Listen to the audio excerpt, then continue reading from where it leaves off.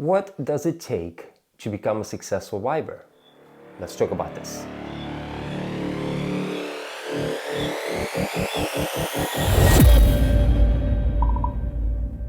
What does it take to become a successful viber? Now, the reason why I'm talking about this is because this is what I am doing. I am vibing to create a SaaS product, and this is important to me, and maybe this is important to those of you who are thinking to become a viber as well. Is that the career path you want to take? So let me share some of my thoughts of some of the fundamentals or some of the founding blocks that you need to become a successful viber. So there are 4 things that I really follow that would help me, or this is my life, this is my fundamentals, how I think about things. And basically the number 1 is creativity. Number 1, creativity involves quite a bit of things. Are you a creative person? Now, obviously you can be very creative on a piece of paper, but does that make you a creative person when it comes down to vibing? Those do not equate as much as you think. Creativity it's an extremely broad spectrum. So when we're talking about creativity, we're talking about in the SaaS industry. Are you creative enough to come up with an interesting app, a unique app, a genuine app that doesn't really exist yet? So these are some of the things that you got to think about. It's like, do I have what it takes for that or not? Or I'm more like, no, bro, I can create a kitchen, but not an app. So that's the difference. Like, so for me, my background is engineering. So for me, that fundamental block is there. It's something I have enough passion for. Now, even though my skills in engineering were a little bit to the side, which were mechanical engineering, but nonetheless, I'm a very technical person. I like to get into details. And in this business, it is going to be a lot of details. And that is also from creative point of view details. Like, it's not just a broad, a broad understanding of creativeness. It's more like, well, what about being creative about these small little details? Can you break down your creativity to small little details, things that you're solving in a way or not? And that goes from the way things look like and also the way things are handled like underneath, in the back, in the code side of things. There's a lot of creativity that needs to get done over there because there's also efficiency, speed, and obviously there's looks of an app that are involved in that. So that's number 1, that's creativity. Very important. Without creativity, I don't think you're going to make it in this world, in the SaaS world at least. You got to be able to look at other pieces of art or other SaaS products, and you got to be able to look at it and say, that looks good. Or it all looks the same to you. You probably want to hire somebody for that aspect if you're going to get into vibing. Number two is also very important, and obviously they're all very important, and that is knowledge. Knowledge is extremely important. Do you understand what you're creating? When you start to vibe, right, the first thing Claude or Codex is going to do is like, I'm going to install this. And you'll be like, if you're not going to care, you're going to just say, enter, or it's like, yeah, whatever. You're going to run into an issue that is going to start to create and ask you questions about, and you're like, what's that? I don't even understand what it's doing. Where do I find that? You immediately find yourself a bit lost, even with AI, because you don't know what you're doing. You don't know what those blocks are, what in the world it installed, what in the world it's doing. Where do I find that? Because it's doing some coding, and if you don't know your way around a computer, I'm not talking about super expert, but you gotta know your way around the computer. You're gonna get lost very quickly. And then there's also knowledge, not just vibing, but knowledge of all other things that it's gotta plug in.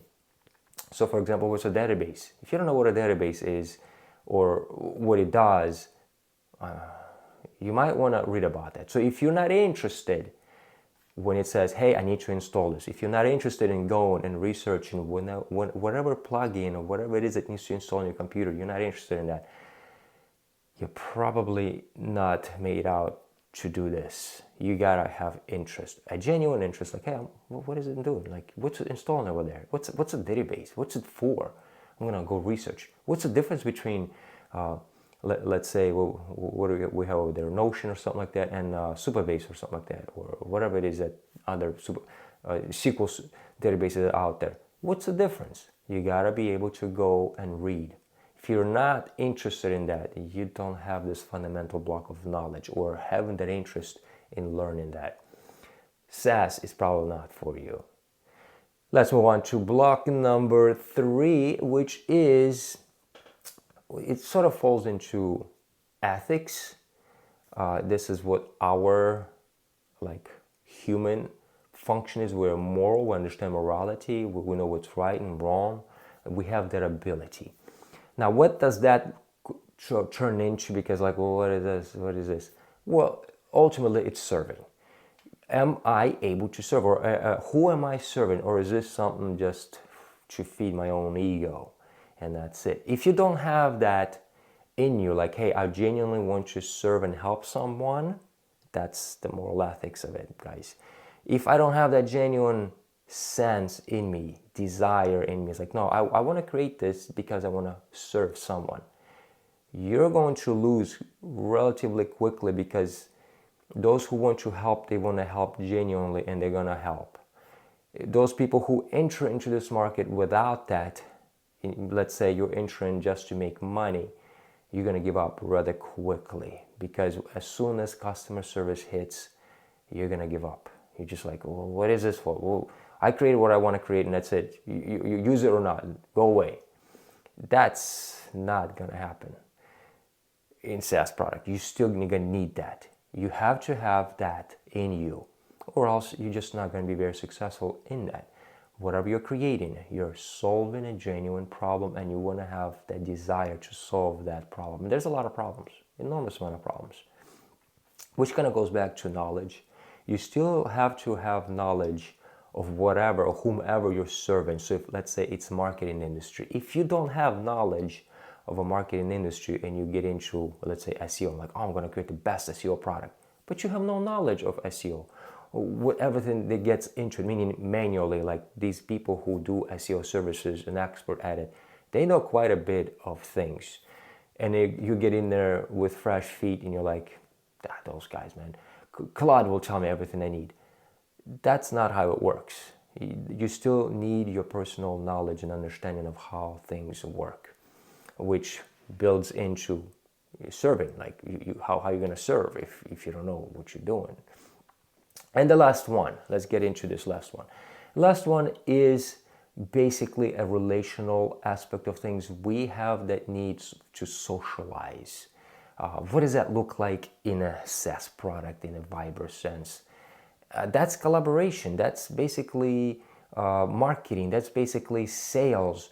Without those things, you can create a best product in the world. And unless it's sliced bread, it is very difficult to create sliced bread in the SaaS product world. It's just going to be another product in a pool of other products. So if you don't have a marketing plan, if you don't know how to sell your product, it's just going to be a paperweight.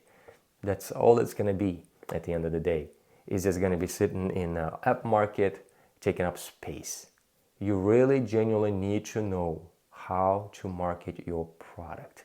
What are some of those fundamental blocks of marketing something? And if you don't have that, and marketing alone is not the only thing, you still need sales. I mean, in a relational part, you need to be able to communicate properly with a human being, and it kind of goes into this ethics part or this serve part. I am here to genuinely serve you, and through that comes salesmanship. You build relationships, and you want to have that passion, desire. I want to connect with people. I want to genuinely connect with them, and I want to help them. I want to tell them, here, here's my product. Here's what it can do for you. Literally. And if you don't have that, like the confidence in that, right? Because confidence comes with this relationship. Because it's a mix of things. I think confidence is a bit tricky there. But the confidence comes in. It's like, no, bro, this product is going to help your product. It's going to triple your business, because it's going to remove like 4x of your efficiency. If you don't have that, if you don't have that passion to connect, you're going to have a hard time becoming a successful Viber. Not a Viber who can sit behind a computer and just simply tell Claude what to do, but a successful one, meaning I am releasing a product and it's serving somebody and it's making you money at the end of the day. So that's my take on what does it take to become a successful Viber. Let me know below what you think. Other than that, guys, I'll see you in the next one.